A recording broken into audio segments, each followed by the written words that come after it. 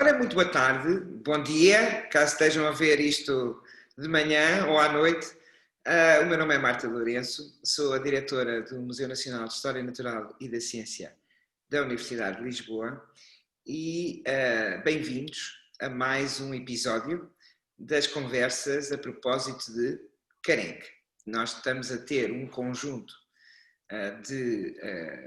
estamos a organizar um conjunto de conversas a propósito, um bocado suscitada por o professor Galopim, que nos procurou outra vez para nos juntarmos à tentativa que ele está a fazer mais uma vez, ao fim de tantos anos, de salvaguarda, de proteção, de valorização e interpretação da jazida de Carenque. E a propósito disso convidámos um conjunto de especialistas para falar sobre, não só sobre Carenque, mas também sobre as questões relacionadas com os geomonumentos, com o património paleontológico e geológico em geral no nosso país. Estamos bem, estamos mal, é um país de linha da frente, é um país mais cá para trás, como é que é, as pessoas estão sensibilizadas, não estão, e é para conversar sobre esses assuntos que eu tenho a maior honra e o prazer de ter comigo hoje a professora Helena Henriques, do Departamento de Ciências da Terra da Universidade de Coimbra, e ela vai hoje explicar-nos muito, que sabe muito mais do que eu, certamente. Vai-nos explicar algumas destas problemáticas. Eu começava por lhe agradecer muito a sua disponibilidade e o seu tempo. Sei que está com aulas, estamos todos, não é? Mas já estamos na altura de ter aulas, mas agradeço muito este tempo que tem connosco e a começar por, enfim, para quem não a conhece, para os nossos espectadores que não a conhecem, gostaria muito que fizesse o favor de se apresentar, dizer mais o que faz e de que forma é que chega à questão do património na sua carreira de professora, de docente da Universidade de Coimbra, como é que chega à questão do património geológico e paleontológico. Então, muito bom dia em sentido lato. Exato.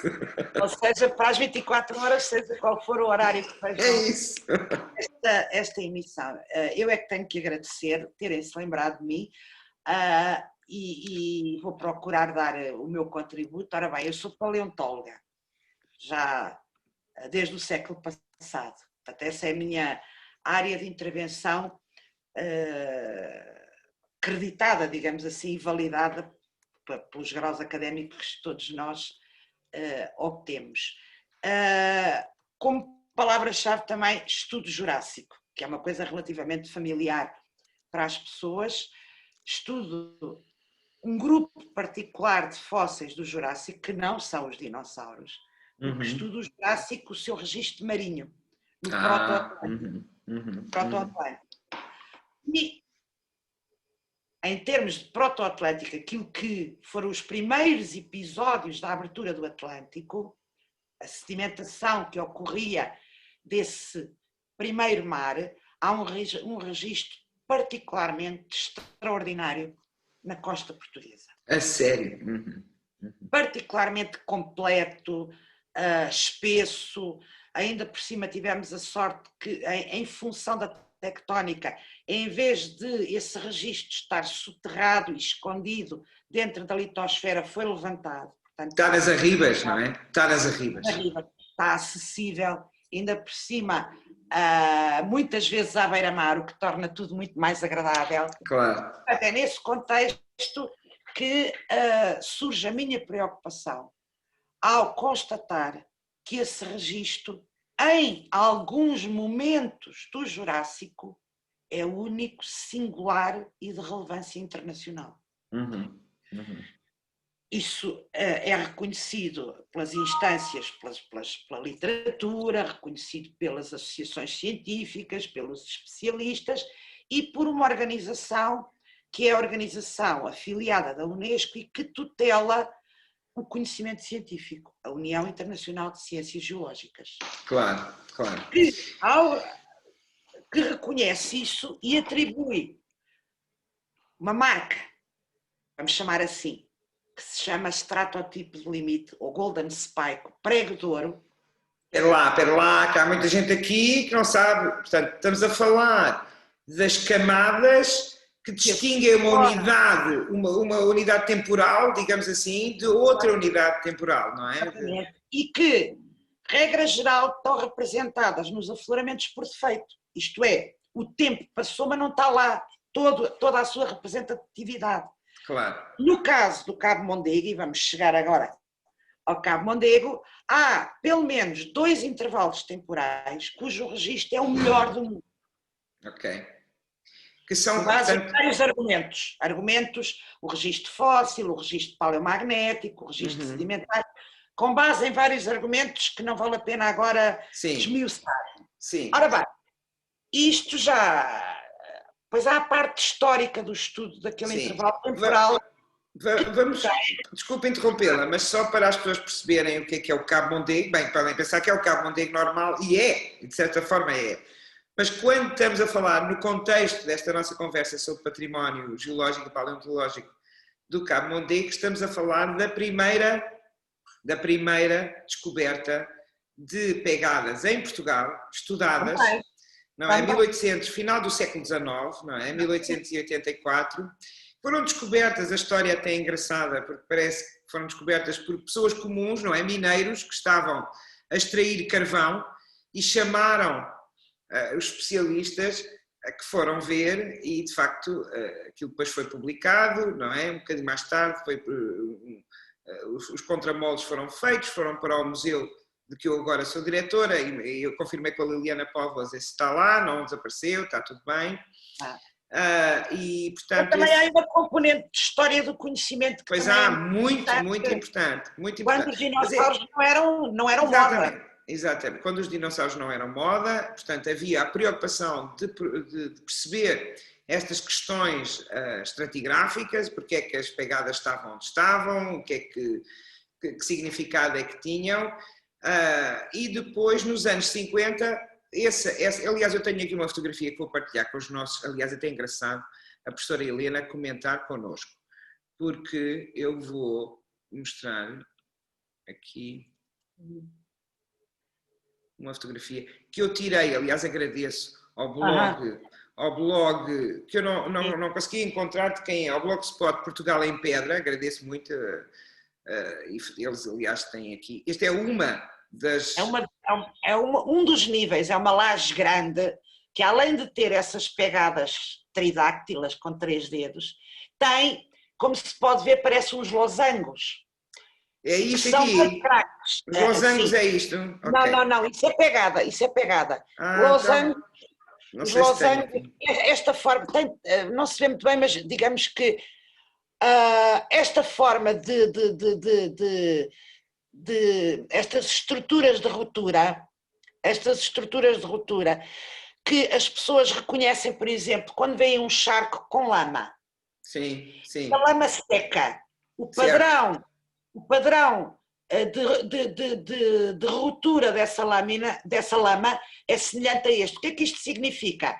Isto sugere justamente o caminhar do réptil sobre sedimento ainda com muita água, sedimento do estilo de lama. Claro. E é muito engraçado, porque temos, isso tem um nome técnico, são os mud cracks, ou fendas de desiccação. Claro. Mas isto já nos aconteceu, é mesmo em crianças, que a gente adora brincar na lama, não é? Fazer pegadas na lama, isso, fazer pegadas. Exatamente. A lama seca e ficam essas estruturas em losango. Ficam estas estruturas. Só que não é de ontem, não é, professora? Não é uma coisa de ontem. Isto é do Jurássico. Isto é do Jurássico. Portanto, para as pessoas que não têm calibração, estamos a falar de quanto, exatamente, mais ou menos? Estamos a falar de 200 milhões de anos. Imagina, 200 milhões de anos, exatamente. Atendendo a que cada milhão de anos corresponde a 10 mil séculos. Pois. As pessoas não têm noção. Só para se perceber a dimensão do tempo geológico. Claro. Mas então, foi feita esta descoberta, que começa em 1884, tem uma longa história, e é publicada, e depois nos anos 50 voltam a ser descobertas mais, pelo que eu percebi, mas corrija-me. Sim, há várias camadas, digamos, vários níveis. Camadas desta idade. E o que nos está a dizer é que essas camadas, algumas delas, uma ou duas, não sei, agora pode-nos dizer, correspondem a camadas tipo, digamos assim, estratótipos, não é? Não, é abaixo disso. É porque aqui já estamos em ambientes rasos, já estamos em ambientes marginais, em ambientes litorais, onde o registro sedimentar é sempre muito condensado, falta muito sedimento. Antes disso, por volta dos 170 milhões de anos, antes disso, tínhamos um mar profundo. Claro. O nível médio das águas do mar era muito superior, e esta questão até é muito engraçada, porque as pessoas pensam, as alterações climáticas, a subida do nível médio das águas do mar. Isso é normal, com ou sem homem. É para saber se a atividade antrópica está a intensificar isso ou não, mas aquilo que hoje é a Figueira da Foz já teve uma coluna de água superior a 200 ou 300 metros, no mínimo, onde nadavam ativamente os parentes ancestrais dos náutilos. É muito difícil, a questão da escala é muito difícil as pessoas terem noção, não é? Porque as pessoas, a escala é uma, duas gerações humana, de Homo sapiens, não é? Não têm, é difícil abarcar, mas é isso que os geólogos estudam, não é? A vida da Terra. E quando as pessoas dão balúrdios por uma antiguidade qualquer, uma coisa que tenha 100 anos, 200 anos, não se compreende como é que se desvaloriza tanto esta atividade biótica antiga, singular e distinta. Isso é muito importante o que está a dizer. Não se valoriza. Ainda será mais raro. As pessoas pensam, quando é no domínio dos artefactos humanos, quanto mais antigo, parece que as pessoas até valorizam mais, porque em princípio será mais raro. Ora, aqui estamos perante o raríssimo do ultra raro, porque se trata de vestígios, não é? Materiais, de algo, uma atividade que se passou, é isso. Como é que explica isso, essa desvalorização? Desde logo a falta de conhecimento, começa logo por aí. Falta de conhecimento. E depois falta de conhecimento dos cidadãos e de quem nos governa. Isso. Porque quem toma as decisões é quem nos governa. Claro. E quem é que nos governa genericamente? Genericamente, ou são pessoas da área das ciências humanas e sociais, ciências jurídicas... Não ofendendo as áreas das ciências humanas. Não, claro que não, nós é que os elegemos. Não, nós é que os elegemos. É mais economia, é mais economia e gestão. E depois os pragmáticos, os das engenharias, os que vão executar os planos. É isto que temos, esta é a realidade. Portanto, há todo um trabalho de sensibilização, de educação formal e informal, para as pessoas perceberem, por exemplo, que um fóssil é uma exceção à lei natural. Mas isso tem que ser feito antes, não está de acordo? Tem que ser muito mais cedo, muito quando antes, as crianças... Como tudo o resto, incluindo a cidadania, que agora está tão em discussão. Porque as crianças têm uma curiosidade natural, então os dinossauros, se falarmos em dinossauros então é loucura, não é? Exatamente. Portanto, a quantidade de miúdos que eu imagino que moram ali nas imediações, ok, do Cabo Mondego, e se calhar nem fazem ideia, não é? Fazem o favor de sair de casa, cuidado com o Covid, não é? Mas se estiverem a ouvir, fazem o favor de procurar estas pegadas, observá-las com atenção, porque são dinossauros iguaizinhos, mas que vocês veem na televisão, nos YouTubes e não sei o quê, só que são reais, estão na pedra, junto à vossa casa, vão ver, não é? Tem que ser mais cedo, não é? Exatamente, e depois também tem um pouco a ver com, com os nossos padrões culturais, porque, por exemplo, um anglo-saxónico, um britânico, muitos britânicos têm como atividade de lazer andar à procura de fósseis. Pois, é um hobby. Nós não temos essa cultura. Portanto, um britânico vem ali e fica completamente doido com aquilo. Aliás, são os britânicos e os franceses foram quem mais estudou o Jurássico do Cabo Mondego antes dos portugueses, porque reconhecem rapidamente que a relevância daquele pedaço de história da Terra que está ali magnificamente preservado. Mas então vamos lá voltar ao timeline. O Jacinto Pedro Gomes publica em 1915 ou 16, já não sei, foi durante a guerra. E então é depois disso ser publicado que gera o tal interesse internacional, outras publicações de estrangeiros, de paleontólogos estrangeiros, é isso? Sim, sobretudo não no Jurássico Superior, mas no Jurássico Médio. Ok. Tal intervalo que tem argumentos únicos, singulares, Sim. que permitem dizer que o tempo geológico, o tempo da Terra está ali materializado de forma completa. Sim, voltamos ao princípio da nossa conversa, exatamente. Certo? Ora bem, isto foi ratificado internacionalmente, temos um estratotipo de limite, isto é, aquela linha do tempo que está na tabela do tempo geológico para dois pedaços do Jurássico, para 2 episódios, o único local do mundo onde a sua representatividade é maior, é ali. Muito interessante. Por isso, se chama a isso, a esse intervalo, para os 176 milhões de anos, é um Golden Stratotype Section Endpoint. Isto é um estratotipo de limite, é o padrão de referência. Então isso interessa explicar às pessoas, não é? Quer dizer... Tal como existe o metro padrão, isso, que é uma barra com um metro que está no Museu de Paris, é o único que vale realmente 1 metro, todos os outros não têm 1 metro. Acho que já não é o metro, não é? É o de Paris. Que... Não é o... a definição já não é com base naquela régua. Mas tradicionalmente foi isso que nós aprendemos. Foi. É um padrão. Ali é o único local que representa os 176 milhões de anos, o dia 176 milhões de anos na história da Terra. É isso, é muito importante. Uma linha que é igual à do calendário. É referência. Mais à frente, no intervalo bajociano-batoniano, que são os meses, vá lá, vários meses que compõem o Jurássico, se o Jurássico fosse 1 ano, mais à frente, imediatamente a seguir, em continuidade com os mesmos argumentos, temos um estratotipo auxiliar. O que é isso? O estratotipo para aquele intervalo de tempo está em Digne, em França, só que não tem suficientes argumentos para ser estratotipo único, precisa, para ser validado, da informação que está no Cabo Mondego.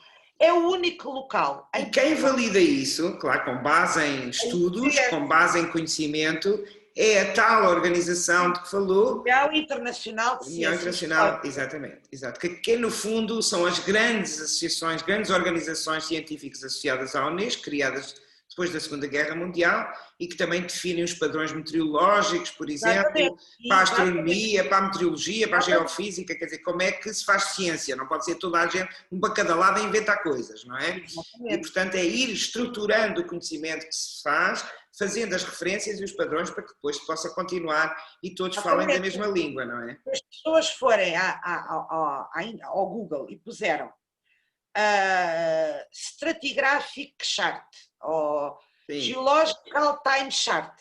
Isso vai imediatamente para o calendário atualizado dos eventos da história da Terra, e se forem ao Jurássico Médio, ao Bajociano, clicam e vem lá a informação Cabo Mondego.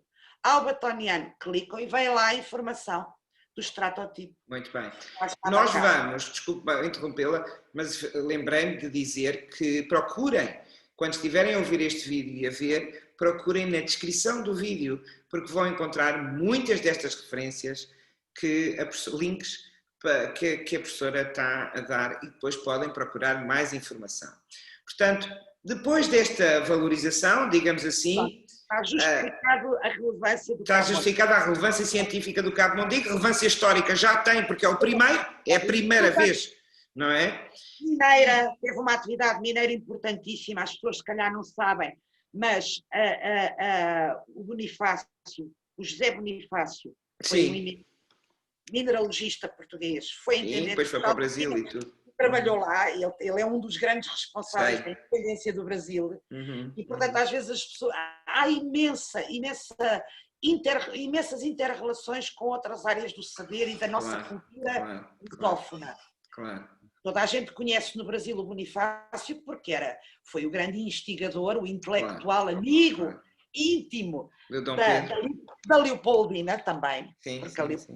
o Dom Pedro era um bocadinho bruto do ponto de vista intelectual. A Leopoldina, a mulher, não, era a Leopoldina, quando foi para o Brasil, levou a sua coleção de fósseis e minerais, portanto, o seu grande interlocutor E era o agora Bonifácio. ardeu, olha, e mais uma coisa também Agora engraçada é que as coisas que às vezes se preservam, não é?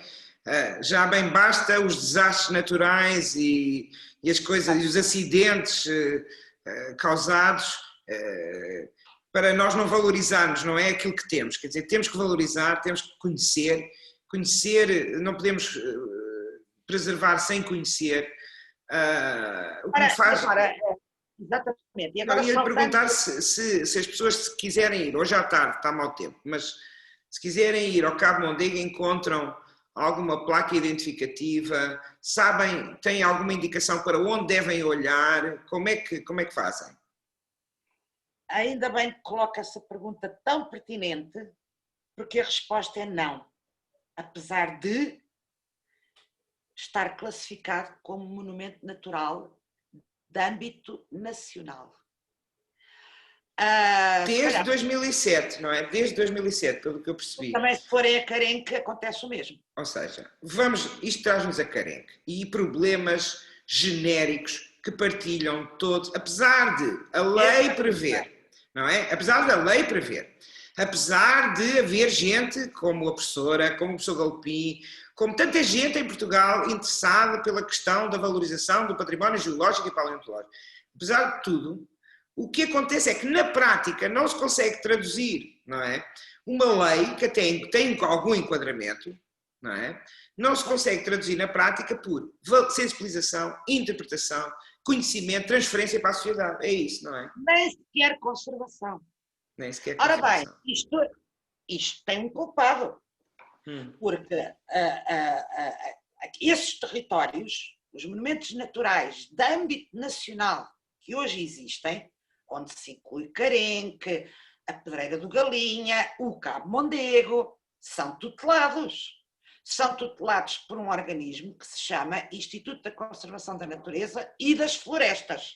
Portanto, assumindo que as florestas não fazem parte da natureza, que é outra discussão. Sim, mas não vamos por aí hoje. Não. É tão ridículo quanto isto. Portanto, esse organismo que é pago por todos nós, tem a obrigação, ponto 1, de conservar. Conservar não é só publicar um decreto. Embora no Cabo Mondego tenha demorado 16 anos essa luta. E foi preciso coerente. Mas aí o que a Liliana dizia numa conversa que tivemos, é engraçado, foi que na altura, repara, a pessoa não estava motivada, a população não estava propriamente preparada, eu diria, porque depois houve uma série de coisas. Houve Fosco, houve o Jurassic Park, houve uma confluência, houve uma série de... A sociedade portuguesa, para já antes do 25 de Abril, quer dizer... também era diferente, não é? Mas foi preciso haver alguma sensibilização da sociedade para que houvesse, de facto, esse estatuto, não é? De monumento, e ela tem razão nesse aspecto, não é? Portanto, havia... Tudo tem o seu tempo e o seu contexto. Tudo tem o seu tempo. Mas depois não se pode, não é? Como ia dizer. Há uma coisa que ficará para a história. Quer dizer, só há monumentos naturais que preservam património geológico devido à ação do professor Galopim e da sua equipa do Museu Nacional de História Natural. Ponto final. Quer dizer, isto nem sequer é discutível. Há um antes e um depois. Fico muito contente porque realmente eu tenho de estar à altura, enquanto diretora agora, da instituição que foi, no fundo... responsável por tudo isso, mas eu sinto foi um motor, exatamente. Eu não sei se nós estamos à altura, no fundo, dessa geração, e conto com a sua ajuda e com toda a gente para podermos agitar as águas. O que é que podemos fazer? Aliás, estas conversas é parte disso. Estas conversas são parte disso, são fundamentais, porque não há outra maneira de mobilizar a sociedade relativamente a esta questão.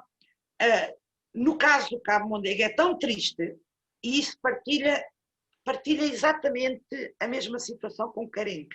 Carenque foi preciso tapar as pegadas para não se degradar. Isso. No Cabo Mondego tem uma pedreira ao lado, que está desativada, Pois, que é privada, pois. e que neste momento o acesso ao monumento natural era a Estrada da Pedreira, está fechado. Está lá um Tem que guarda, não pode ser, lá ir. Tem que para ser as, pelo mar. para as pessoas lá irem, das duas uma, ou vão pelo mar ou vão para um caminho que não é um território, uma coisa que não é propriedade pública. Pois, pois, pois. De maneira que um espaço que está consagrado por lei como sendo de todos, Certo. uma área protegida é de todos. É património cultural. É como os Jerónimos. É como os Jerónimos, portanto, nós estamos impedidos de visitar os Jerónimos do Cabo Mondego.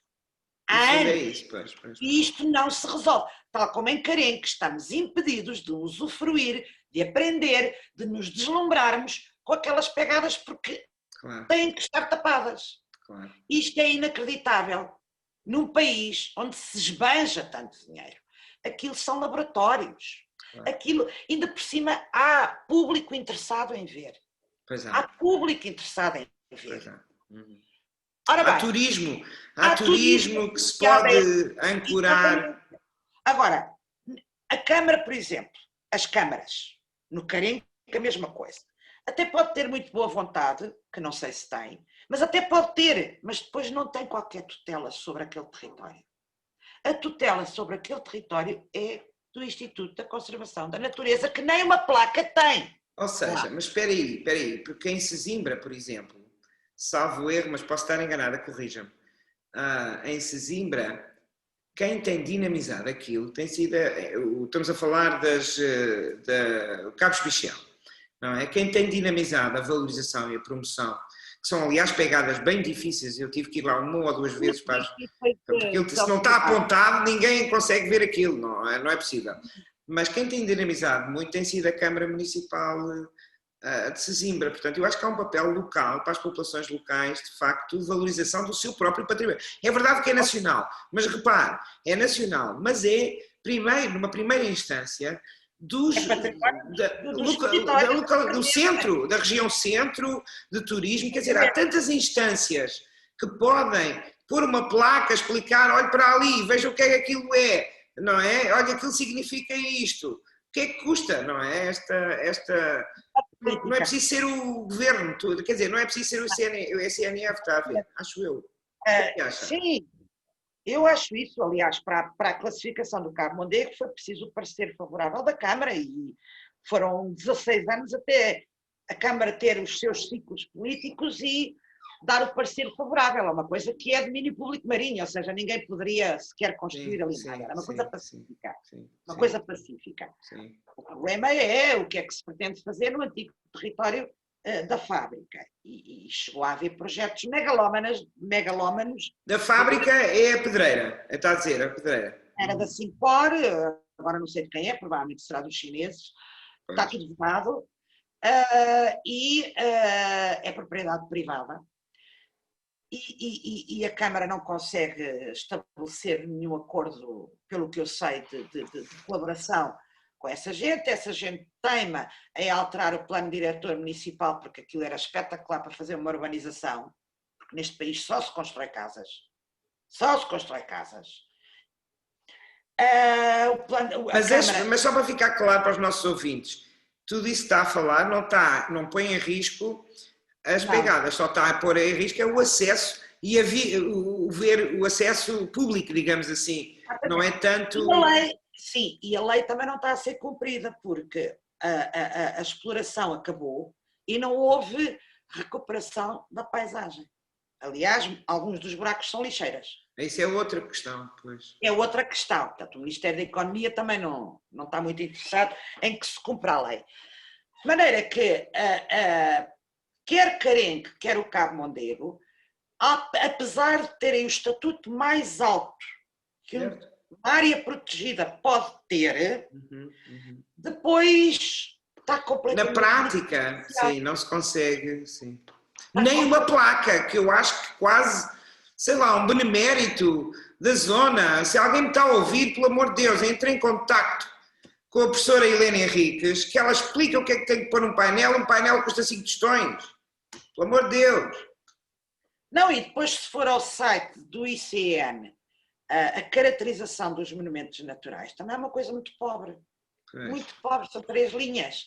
Portanto, vamos ser justos, o ICN não é uma instituição com muito dinheiro. Pois não. Aliás, quando seja cultura, num país como o nosso, é sempre subfinanciado. E está à frente de uma instituição. Claro, por isso é que nós não podemos estar à espera. Não podemos estar à espera que seja. O que é necessário... Eu acho que o ICNF, mas corrija-me se eu estou enganado, o ICNF tem um papel mais regulador, um pouco como a DGPS, a Direção-Geral. Para os Jerónimos e para o Património Cultural, Histórico, Artístico, etc., a Direção-Geral do Património Cultural não é ela que paga os restauros, Claro. Mas tem uma ação importantíssima de referência reguladora, a dizer... Pode fazer isto, não pode fazer isto. Pode chumbar, por exemplo, uma urbanização, se for nas imediações, ninguém pode construir um prédio de 3 andares em frente aos Jerónimos, não passa pela cabeça de ninguém, não é? Exatamente. Portanto, eles têm esse papel. Eu imagino, pelo menos do meu entendimento, mas não conheço a lei, imagino que o papel do Instituto Nacional de Conservação da Natureza e Florestas seja o mesmo, equivalente igual nos parques também. É um papel regulador, não quer dizer que... E, portanto, precisam de parcerias, e nomeadamente com as instâncias locais de desenvolvimento, visto que é turismo, não é? O que é que acha disso? Mas o que está na regulação é a sua responsabilidade, não só de preservação. Está mesmo. Eu não estou a dizer que o ICN deva desenvolver o papel de investir ali. Agora, pode e deve ser um catalisador para a formação de parcerias. Um instigador, sim. Um instigador, não é? Agora, a estrutura, quer dizer, tem lá 2 ou 3 geólogos que fazem o que podem, mas aquilo é uma estrutura essencialmente burocrática. Claro. Olha uma coisa, talvez seja porque a questão das florestas, a questão dos incêndios, a questão da biodiversidade tem um papel mais... Quer dizer, próximo das preocupações das pessoas. E também da expertise do próprio ICNF. Já não sei quem é que numa destas conversas, quer dizer, historicamente a questão dos geomonumentos é uma questão nova, não é? Não tem uma equipa técnica com capacidade para se dedicar a isso, isso é verdade. Isso é uma coisa que nós podíamos pressionar, não é? De haver mais gente associada a estas questões. Quando hoje, paralelamente, desculpe interromper porque eu acho que é importante dizer isso, quando hoje, paralelamente, ao nível das academias, as academias portuguesas, não todas, mas algumas, têm massa crítica ao nível da conservação do património geológico, que dá cartas a nível internacional. Ótimo. Designadamente, na questão dos geoparques, temos peritos portugueses que fazem a questão dos geoparques a nível internacional. Eu vou colocar o link para os geoparques e para a rede de geoparques e para... Exatamente, o Fórum Português de Geoparques, os vários geoparques que existem em Portugal. O nosso território é pequenino, temos 4 geoparques globais ao nível. E mais não sei quantos aspirantes. Portanto, ao nível dos organismos políticos de topo, organizações internacionais de topo como a Unesco, nós temos uma intervenção muitíssimo importante. E temos o reconhecimento deles, não é? Quer dizer, o reconhecimento. Exatamente. Depois temos formação altamente qualificada ao nível do 3º ciclo nas áreas do património geológico, em várias universidades. Depois temos ainda... como editores de revista da especialidade, ou editores portugueses, internacionais. Claro. Pois, a sociedade civil, não é? A sociedade civil, as associações. Sim. A Progel, que é uma organização internacional não lucrativa de defesa do património geológico. São portugueses que estão nos seus órgãos. Fantástico. Portanto, nós temos uma massa crítica em Portugal, ao nível da geoconservação, que só não é reconhecida em Portugal. Não é reconhecida pelo poder político e também não é reconhecida pelo poder académico. Há muitos colegas nossos que consideram que a geoconservação é um hobby. Não é. Já é uma doutrina cientificamente consolidada a nível internacional. Claro. Eu tenho que fazer esta crítica. Claro. Às vezes os principais inimigos estão dentro de casa. Claro. Há sempre, às vezes, interesses. É complexo. E também varia as modas. variam as modas, não é? Nas comunidades científicas há sempre... Há sempre. Isso haverá sempre, isso aí não vale a pena. Agora, quando chega à questão de sensibilizar a sociedade, acho que estamos todos unidos e estamos todos de acordo. A sociedade civil, mais as instâncias internacionais, mais a academia, mais os museus já agora, não é? Porque existem coleções importantes em Coimbra, coleções importantes em Coimbra, coleções importantes no Porto e coleções importantes em Lisboa, nas três universidades. Que são fundamentais. Agora, precisamos de facto de uma ação, no fundo precisamos que as entidades locais, e às vezes nem é preciso muito, não é? E a própria, para já, desde logo, a sensibilizar a população. E depois que as entidades locais e associadas à valorização do património também reconheçam isto como património. Porque sabe o que é que eu acho que também é um problema? Agora estou a monopolizar um bocado, peço desculpas, já lhe dou Não, estamos a colocar. Mas o problema é que tudo isto é um bocado, as pessoas não estão habituadas que isso seja património, está a ver? Os Jerónimos é os Jerónimos, não é? As pegadas, parece que é uma coisa assim mais, como é científico e tal, não é artístico, entende? Pode haver também aqui um problema. Não foram manipuladas pela espécie humana. Pois, é isso. Não foram, porque nós somos muito antropocêntricos. Pois somos. Contudo, a geração mais nova, e vamos também, e depois estas mudanças estas mudanças conceptuais também mudam de geração para geração e isso há muito tempo. As mudanças ao nível da percepção pública demoram muito tempo. Eu sou do tempo em que o professor Galpim e a sua equipa eram os moicanos, que andavam ali Dom Quixote, era um Dom Quixote, não é? E hoje não é assim. Hoje não é assim, apesar de tudo não é assim. Quando há qualquer coisa que envolva, eu vejo, por exemplo, as feiras de minerais, exposições de dinossauros, essas coisas têm público. Os geoparques têm um enorme sucesso. Claro. Então, em tempos de Covid, as pessoas viraram-se para o interior do país e os geoparques nunca tiveram tanta afluência como este ano. Sim, é um espaço ao ar livre, é conhecer o nosso... É isso. Riqueza. E quanto mais geoparques, mais museus existam, claro.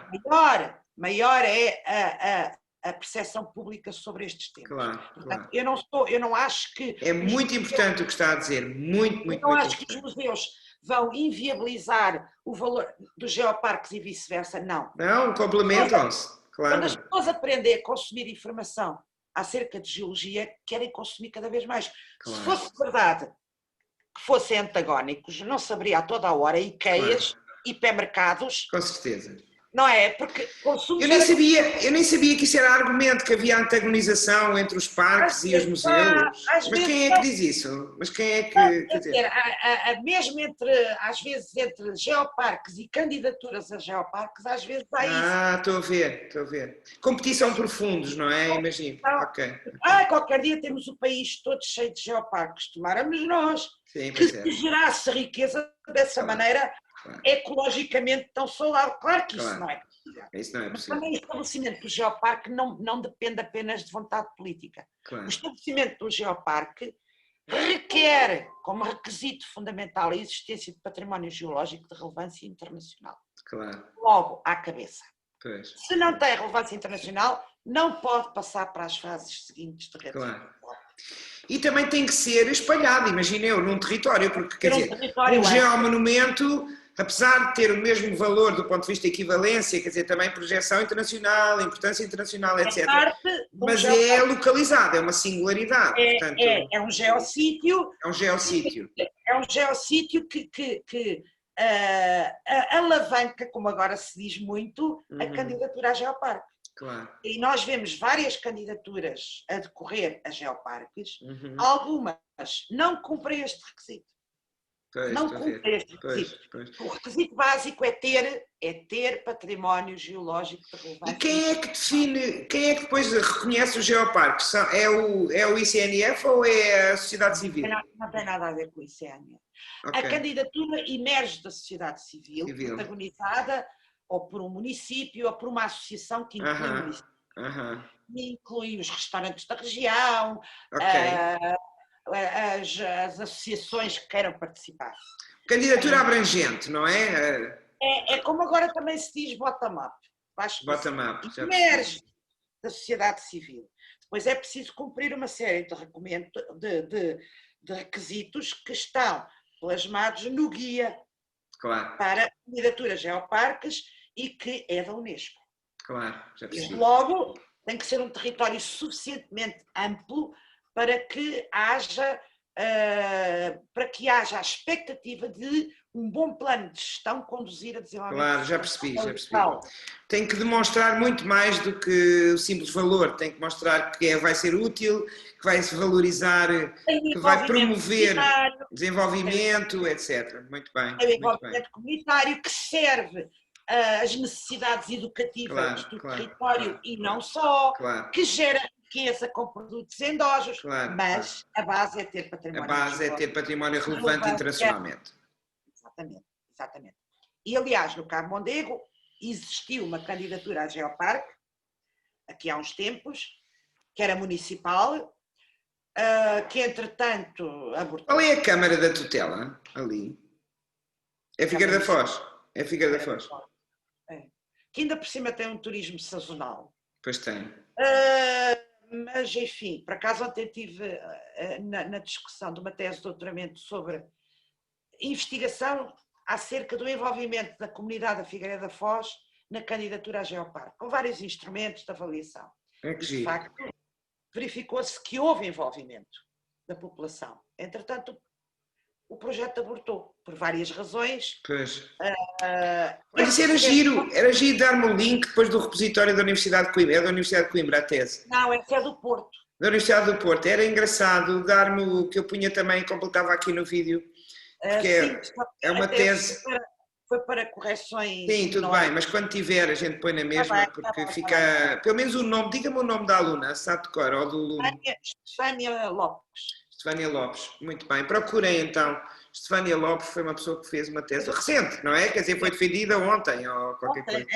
E que demonstra, através de instrumentos específicos da área das ciências sociais, que depois de uma estratégia que foi um verão, a colocar painéis na Figueira da Foz, uma exposição sobre os dinossauros da Argentina, mais outras atividades similares. Que mobilizou a população local e depois ela administrou um questionário à população e entrevistas a gestores dos geoparques da rede Unesco e verificou que houve de facto indícios de envolvimento da população na candidatura à geoparque. Claro. Agora, isso... É porque as pessoas têm que se apropriar do seu próprio património, quer dizer, têm desde logo que o conhecer. Por isso é que eu estava a falar nos miúdos que moram ali à volta, vão lá ver os dinossauros reais, em vez de ser o do Jurassic Park e não sei o quê.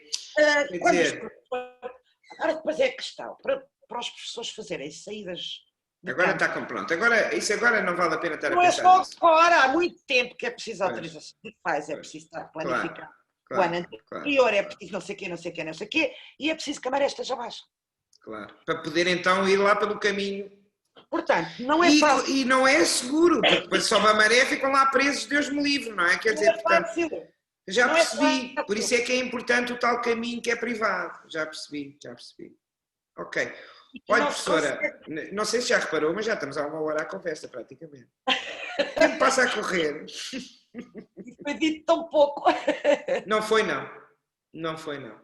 Foi dito muito e nós vamos agora completar tudo isto e, entretanto, também se lembrar de mais alguma coisa para nós. Foi muito importante para já, a questão do Cabo Mondego, que eu aprendi imenso também, não sabia praticamente nada, só que tinha lido aqui e ali. E continua a questão das teses, a questão da investigação científica como âncora de todas estas mobilizações, sejam elas da sociedade civil, sejam da academia, seja da própria população, das populações locais, dos agentes económicos, como também agora se diz, quer dizer, mas estar na base um conhecimento sólido sobre a importância científica é fundamental, quer dizer, senão é a banha da cobra, não é como a outra.